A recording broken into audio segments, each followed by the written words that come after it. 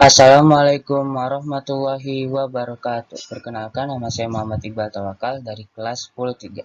Di sini, saya akan memberikan video pembelajaran biologi, keanekaragaman hayati, dan klasifikasi. Sebelum kita memulai pembelajaran, alangkah baiknya kita berdoa menurut agama dan kepercayaan masing-masing. Berdoa mulai. Berdoa selesai. Tujuan pembelajaran. Peserta didik dapat memahami pengertian keanekaragaman hayati. Peserta didik dapat menjelaskan perbedaan keanekaragaman tingkat gen, spesies, dan ekosistem. Peserta didik dapat mengetahui persebaran flora dan fauna yang ada di Indonesia.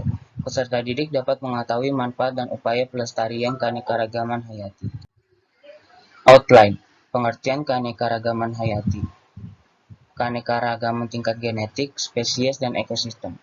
Persebaran flora dan fauna di Indonesia.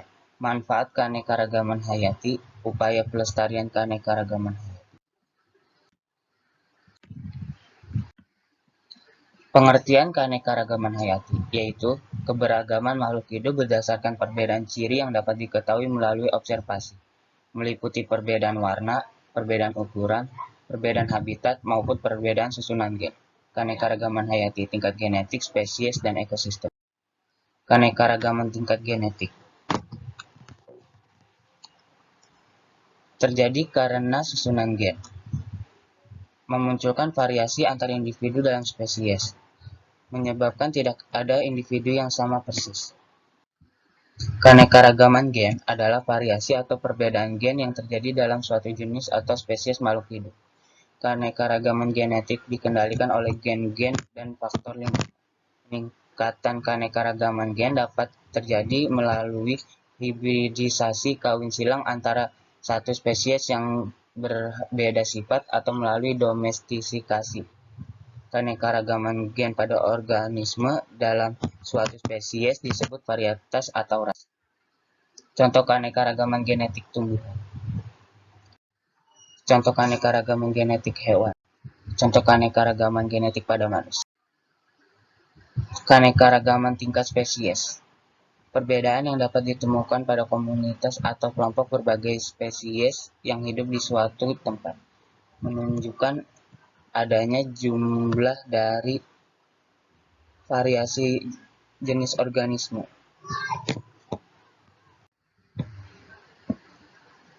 Contoh keanekaragaman jenis pada famili Araceae, aren di pegunungan, kelapa, Cocos nuciferae di pantai, pinang Arangecatechu di tempat kering, Nipa fruticas di tempat basah.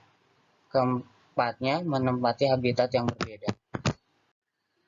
Contoh keanekaragaman jenis pada genus Panthera, Panthera tigris, harimau, Panthera leo singa, Panthera pardus macan tutul, Panthera onca cita. Keanekaragaman tingkat ekosistem menggambarkan jenis populasi organisme dalam suatu wilayah, ditunjukkan dengan adanya perbedaan faktor abiotik. Ditentukan oleh berbagai faktor seperti garis lintang, ketinggian tempat, iklim, suhu, cahaya matahari, dan kelembapan. Ekosistem perairan. Macam-macam organisme ekosistem perairan. Macam-macam ekosistem air tawar yaitu danau dan sungai. Zona-zona di ekosistem air tawar. Littoral zone, Limedic zone, Profundal zone, Littoral zone. Macam-macam ekosistem air laut. Estuari, mangrove, lamun, terumbu. Macam-macam ekosistem air laut. Pantai berbatu, pantai berpasir, pantai berlumpur. Ekosistem darat. Macam-macam ekosistem di dunia. Ada hutan hujan tropis, savana, hutan gurun, dan padang rumput. Macam-macam ekosistem di dunia: hutan gugur, taiga, tundra. Persebaran flora di Indonesia. Menurut ketinggian tempat dari permukaan laut, flora Indonesia terbagi menjadi daerah dengan ketinggian 0 sampai 650 meter ditumbuhi tanaman bakau, kelapa sawit, kapuk, dan karet. Daerah dengan ketinggian 650 sampai 1.500 meter ditumbuhi tanaman kina, aren, kopi, tembakau, dan teh. Daerah dengan ketinggian 1.500 sampai 2.300 meter ditumbuhi tanaman cemara gunung dan anggrek. Daerah dengan ketinggian di atas 2.500 meter ditemukan lichen dan bunga Edelweiss. Persebaran fauna di Indonesia. Fauna daerah oriental spesies mamalia berukuran besar, misal gajah, banteng, dan badak. Tidak ada mamalia berkantong. Tidak terdapat berbagai macam kera. Terdapat hewan endemik. Burung-burung oriental memiliki warna kurang menarik.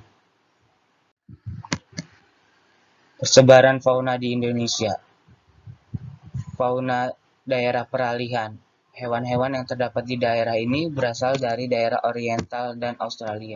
Terdapat banyak hewan endemik, contoh komodo. Fauna daerah Australia. Mamalia berukuran kecil, terdapat banyak hewan berkantong, contohnya kanguru. Tidak terdapat spesies kera. Terdapat reptilia besar, contohnya komodo. Terdapat hewan endemik, contohnya komodo dan burung cendrawasih. Persebaran flora di Indonesia. Pulau Sumatera. Jenis flora: pinus, kamper, meranti, mahoni, kayu besi, kayu manis, beringin, dan rafflesia. Flora yang dibudidayakan: markisa, rambutan, durian, duku, manggis, kemenyan, salak, bambu, karet, kelapa sawit, dan rotan. Pulau Jawa.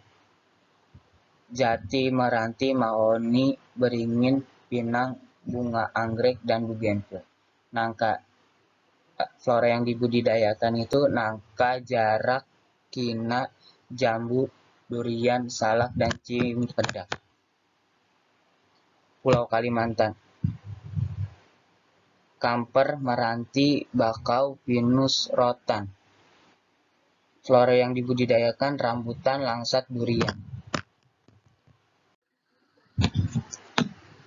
Jenis flora Indonesia bagian tengah. Pulau Sulawesi. Jenis flora: eboni, kayu besi, pintus, kayu hitam, rotan, dan beberapa jenis bunga anggrek. Flora yang dibudidayakan di Pulau Sulawesi: markisa, jati, dan rotan. Nusa Tenggara. Jati, sandalwood, akasia, cendana. Flora yang dibudidayakan yaitu lada, coklat, cengkeh. Pulau Maluku. Jenis-jenis flora: sagu, meranti, jati, kayu putih, anggrek. Flora yang dibudidayakan: sagu, gandaria, dan kayu putih. Manfaat keanekaragaman hayati. Sarana pengembangan ilmu pengetahuan, pendidikan, rekreasi, dan wisata. Sebagai sumber pangan, sebagai sumber obat-obatan, sebagai sumber kosmetik, sebagai sumber papan, sebagai aspek budaya, dan sebagai plasmanurfah.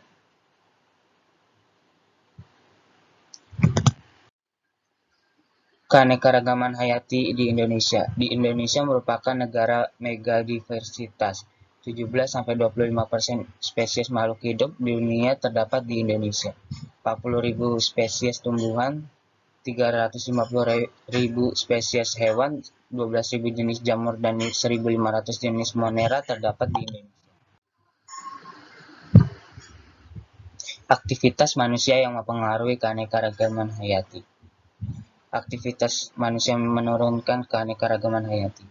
Perusakan habitat, penggunaan pestisida dan pencemaran lingkungan, penebangan dan pembukaan hutan, pemanfaatan sumber daya alam hayati yang berlebihan, pertambangan dan perburuan liar.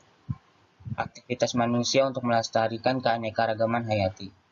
pelestarian in situ, yaitu pelestarian makhluk hidup dalam habitat aslinya, misalnya mendirikan cagar alam, suaka marga satwa, dan taman nasional. Pelestarian ex situ, yaitu pelestarian makhluk hidup langka di luar habitat aslinya, misal penangkaran hewan di kebun binatang, kebun raya, atau taman safari.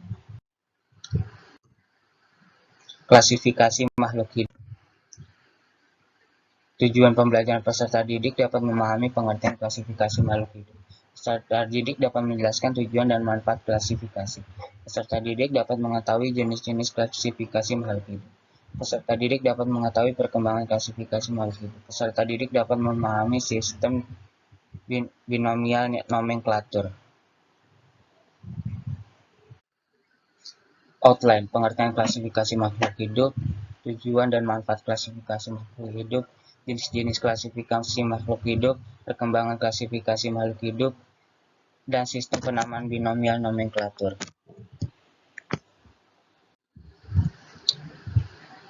Klasifikasi adalah suatu sistem pengelompokan makhluk hidup ke dalam tingkatan tertentu berdasarkan kesamaan karakter yang dapat diamati, antara lain morfologi, sifat genetik, dan tingkah laku. Ilmu yang mempelajari klasifikasi makhluk hidup disebut taksonomi. Tujuan dan manfaat klasifikasi: mendeskripsikan ciri-ciri makhluk hidup untuk membedakan tiap-tiap jenis agar mudah dikenal. Mengelompokkan makhluk hidup berdasarkan persamaan ciri-cirinya, mempelajari evolusi makhluk hidup atas dasar kekerabatannya, mengetahui hubungan kekerabatan antar makhluk. Jenis klasifikasi: klasifikasi alamiah, klasifikasi artifisial buatan, klasifikasi filogenetik, klasifikasi modern.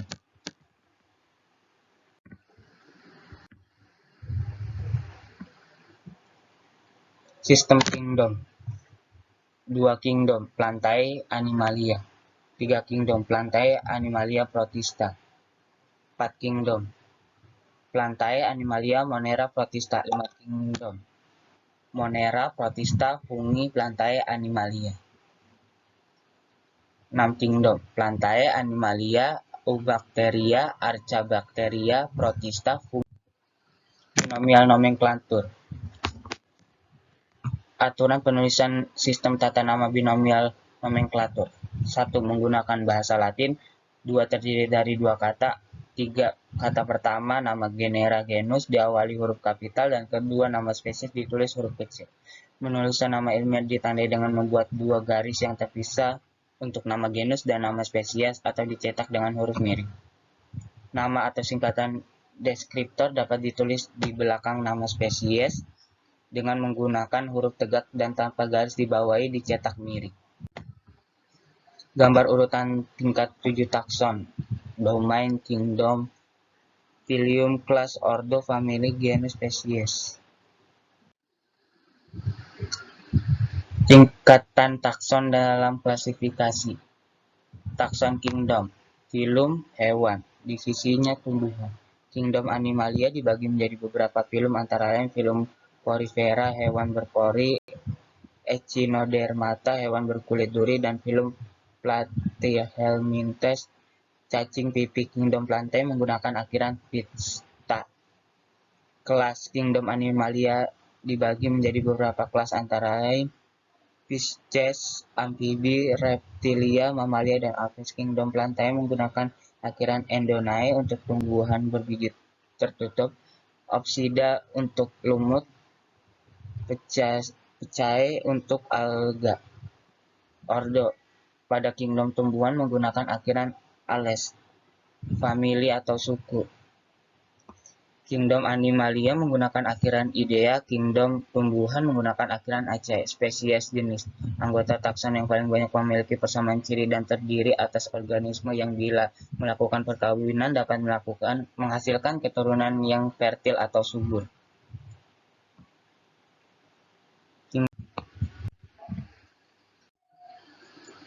Kunci determinasi. Kunci determinasi adalah petunjuk untuk mengidentifikasi dan mengklasifikasikan suatu organisme ke dalam suatu tingkatan takson tertentu. Kunci dikotomi terdiri dari sederet pernyataan terdiri dari dua baris yang berlawanan.